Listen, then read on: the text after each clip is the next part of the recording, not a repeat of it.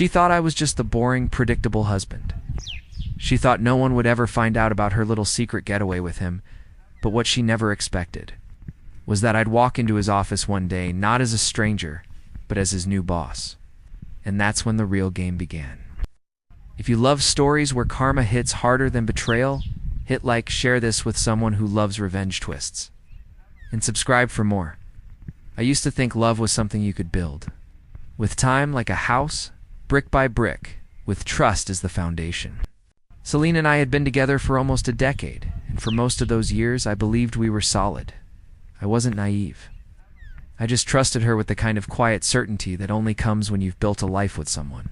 Or we had our routines: Friday night takeout, Sunday walks. Lazy movie nights that turned into long conversations about nothing and everything. I wore my faith in her like a second skin. She had a laugh that could make a crowded room fade away. I used to catch myself watching her when she didn't notice, the way her eyes crinkled at the corners. How she'd hold her coffee mug like it was the warmest place on earth. I thought I was the reason behind that smile. I thought what we had was unshakable. Life felt safe, predictable, comfortable, and I convinced myself that comfort was enough. I worked hard, too hard sometimes, because I wanted to give her the life she dreamed of. Promotions, late-night strategy meetings, endless flights. I told myself every sacrifice was for us. I'd come home tired, but the thought of her waiting on the other side of that door made it all worth it. She'd greet me with a soft smile, sometimes a kiss on the cheek, sometimes just a sleepy hug. And I never questioned it. I never imagined the cracks when everything looks perfect from where you stand. But cracks have a way of growing quietly in the dark, beneath the surface where love can't see. Looking back now, there were moments tiny, almost invisible, when something shifted. Her eyes lingered elsewhere when I talked. Her smile started arriving half a second too late. Her hugs felt polite, not warm. I told myself it was just stress. Everyone changes a little with time. I didn't want to believe that we could change. But here's the thing about trust. It blinds you as much as it binds you. I didn't know then that the woman whose hand I held at night was already holding someone else's heart behind my back.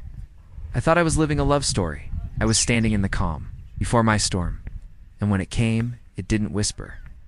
It roared. It started with little things. The kind of things you almost ignore because they don't scream, they whisper. Lina began coming home later than usual. First, she had excuses that sounded harmless enough. Traffic was insane. I stopped by the store. I grabbed a drink with coworkers. I wanted to believe her, and I did. For a while, but the whispers grew louder.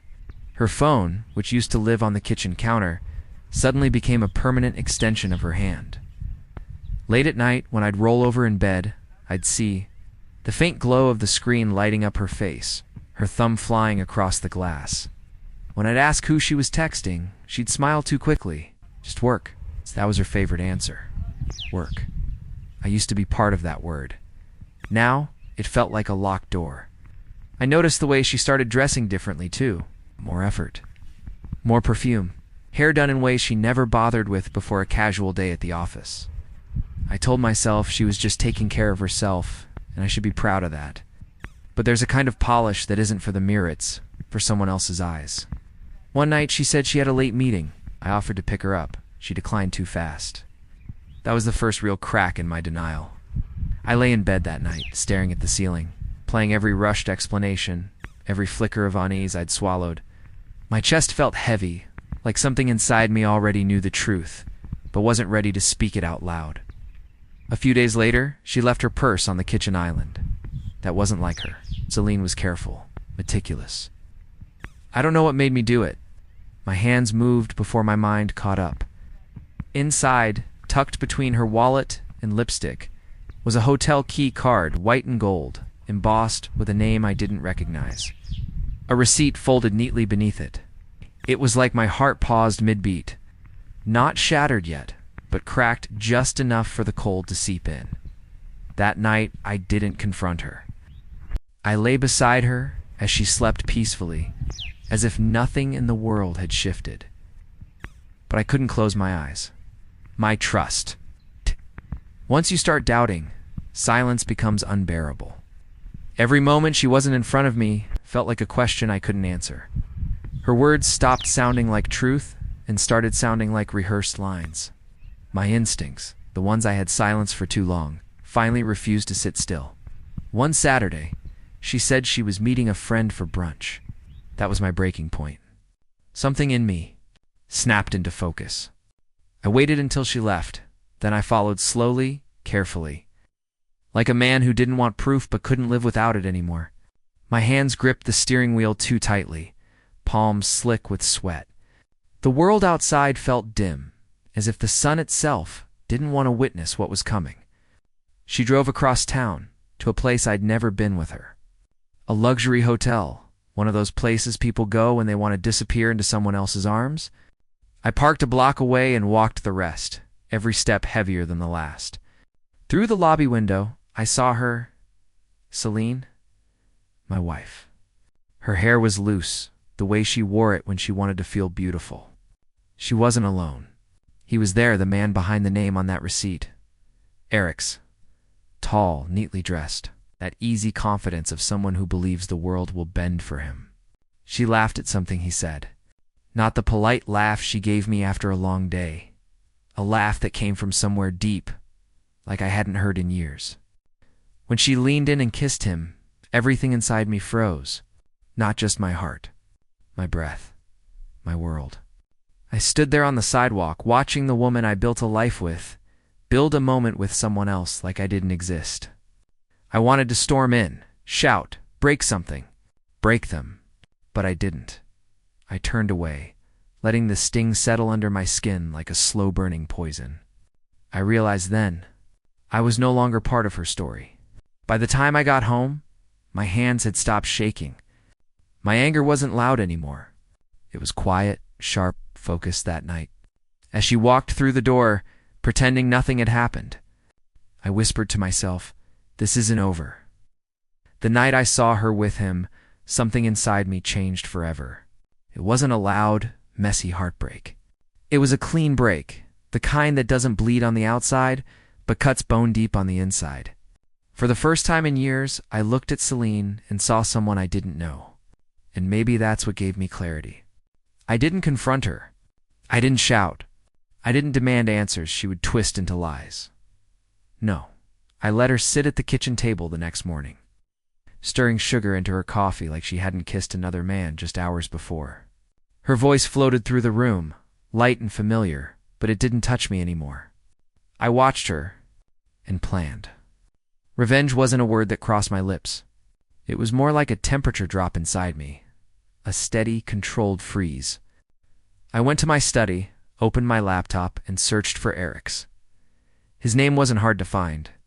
A handful of professional profiles, a smug photo in a tailored suit, and a job title that made me laugh under my breath. He worked at a company that was in the middle of negotiations with mine, an acquisition my firm was finalizing. And by a twist of fate, I was set to take over the division he worked in. It felt like the universe had handed me a blade, clean and sharp. All I had to do was decide how to use it. I spent the next few weeks letting Celine think everything was fine. I still kissed her cheek when I left for work, still pretended to listen to her stories. But every moment was calculated. I documented, I learned, I prepared. She believed she was winning some hidden game. She didn't know I'd already changed the board. I didn't need to expose her. I didn't need to humiliate her. I just needed to wait.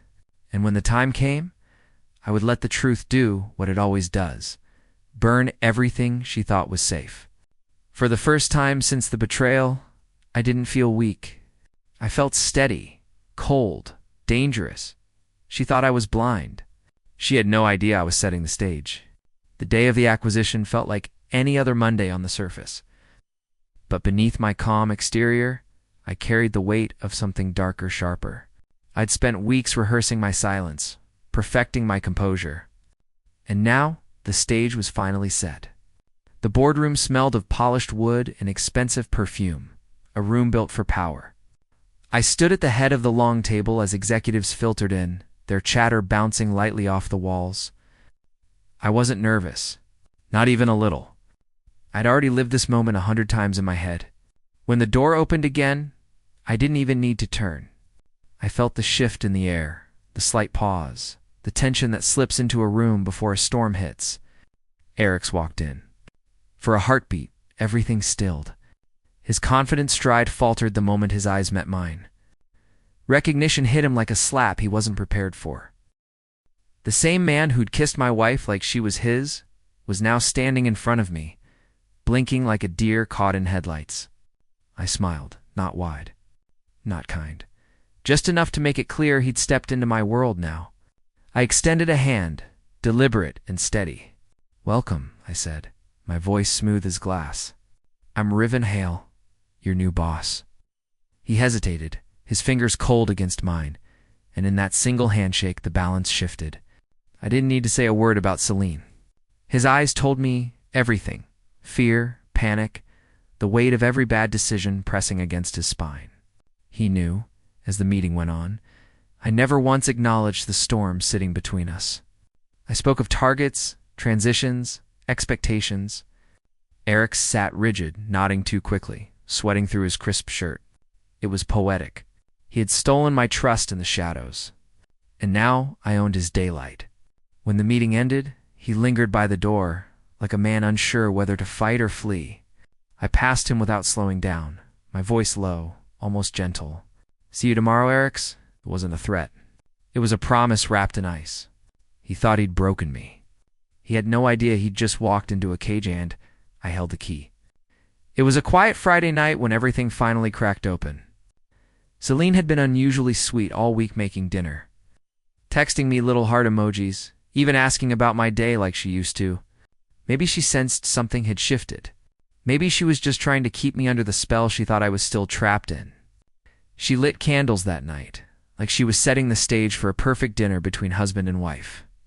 The air smelled of rosemary and garlic, and for a moment, it almost felt familiar. Almost. But there's a point where sweetness tastes like poison when you know the truth underneath it. She poured me a glass of wine, her eyes soft, searching my face for something, maybe guilt, maybe cluelessness. I didn't give her either. I sat there in silence, swirling the wine slowly, watching the reflection of the flames dance in the dark red liquid. Then, without a word, I reached into my jacket and placed the folded envelope on the table between us. She froze. It wasn't the envelope itself, it was the weight it carried. I unfolded it carefully, like a man pulling the pin from a grenade. And there it was, the photo. Her and Eric's standing in that hotel lobby, her arms around him, their lips locked. The color drained from her face in an instant. Where did you get that?" She whispered, voice trembling. I didn't raise my voice. I didn't need to. "Does it matter?" She tried to speak, words falling out like broken glass. Excuses, half-lies, desperate denials. She said it was a mistake, that it didn't mean anything. But people don't kiss like that when it means nothing. People don't build secret lives for nothing. When I finally stood, my chair scraped the floor like thunder. Her voice rose pleading, shouting, begging me to listen. But I had already listened for too long. My hands didn't shake. My heart didn't race. It was the kind of calm that comes after a storm has already ripped through the house. "I know who you are now," I said softly. Her tears hit the table like raindrops. But I had already stepped out of the storm. The thing about karma is, it doesn't always arrive with thunder. Sometimes it walks in slowly, silently, like a shadow at noon. Noon avoidable and impossible to outrun. After the dinner that night, I stopped pretending. I stopped playing the part of the man Celine could lie to. I didn't shout. I didn't slam doors. I just became distant. Cold enough that she could feel it without me saying a word. At work, the shift began to take shape. Eric's smile, the one that looked so smug when I first saw him, started to fade. I gave him responsibility more than he could handle. Projects that required precision, deadlines that didn't forgive. And I watched him crack, inch by inch, like glass under pressure. He wasn't good at hiding it. Late arrivals. Missed targets. His carefully built charm started slipping in front of everyone. People began to see what I already knew: he wasn't the man he pretended to be. In meetings, he stumbled over words, avoided my eyes. Every time I addressed him directly, I saw his hands tighten into fists beneath the table. I didn't have to expose him. His incompetence did it for me. When the performance review came, it wasn't personal. It was business. Cold, documented, irrefutable. He sat across from me, trying to keep his voice steady, while his world tilted beneath him. I told him with professional calm that he was being terminated. His jaw clenched, his knuckles whitened, but there was nothing he could say. The truth was bigger than him now. I watched him pack his things into a box neat. Mechanical movements from a man who had once believed he'd gotten away with everything. But karma doesn't ask for permission. It just arrives. And Celine? She called him over and over, but he didn't answer. The man she threw everything away for was too busy watching his own world collapse to catch her as she fell. It's strange, really. I didn't T-lift a single weapon. I didn't throw a punch or scream into the night. All I did was step aside and let their lies do what they always do, destroy themselves. By the time Eric's was gone, the silence between Celine and me had turned into something heavy thick enough to choke on. She walked around the house like a ghost, moving through familiar rooms that no longer belonged to us, only to the memory of who we used to be. She tried to talk, tried to reach for me with the same hands that once held someone else behind my back. But everything she touched now felt hollow. I didn't hate her. That was the strangest part. Hatred would have meant she still had power over me. What I felt was cleaner, colder, kind of clarity that leaves no room for bargaining. I made an appointment with my lawyer the next morning. No grand announcement. No yelling. Just quiet, steady steps toward ending something that had already died the moment she kissed him. The papers were ready within a week. When I slid the folder across the kitchen table, her face crumpled like paper. "Riven, please. We can fix this," she whispered. I met her eyes, and for the first time in a long time, I didn't see the woman I fell in love with. I saw the choices she made. Choices that burned everything we built. "You didn't break us overnight," I said calmly. "You just made it easy for me to walk away." Her tears came fast, but I didn't flinch. I'd already mourned us the night I saw her in that hotel lobby. This was just the final signature. Meanwhile, Eric's disappeared from her life like smoke. No messages. No promises. Just silence. The man she risked everything for had nothing left to give. She was left with the echo of her own choices. I signed the papers without hesitation. No second thoughts. No hesitation. Just the weight of finality sliding off my shoulders. As I stepped out of the house for the last time, the air felt different. Lighter. The kind of lightness you only feel when you stop carrying someone else's betrayal. This wasn't about revenge anymore. This was about release. She had burned our bridge. I had built my exit. And for the first time in a long time, I was free. Standing outside, I took a deep breath and let it fill my lungs like a man who hadn't truly breathed in years. The city stretched before me, lights flickering in windows where strangers lived lives I would never know. And for the first time in what felt like forever, I felt the quiet weight of control settle over me. I didn't need to look back.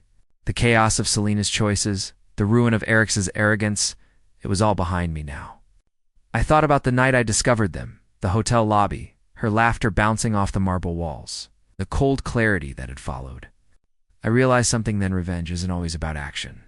Sometimes it's the patience to let truth do its work. Let people fall into the consequences of their own decisions. Let karma unfold silently like smoke curling through a shattered room. Celine tried to reach me afterward. Her calls, her texts, they were desperate. Empty attempts to claw back what she had already lost. Eric's didn't answer her. His career had crumbled, his pride in pieces she couldn't gather, and she learned the hardest lesson of all. The people we try to manipulate for our own gain often return to us only as ghosts of regret. I didn't gloat. I didn't need to. There's a satisfaction in quiet victories. In knowing the storm you weathered left you standing while others got swept away. It's cleaner, sharper, more enduring.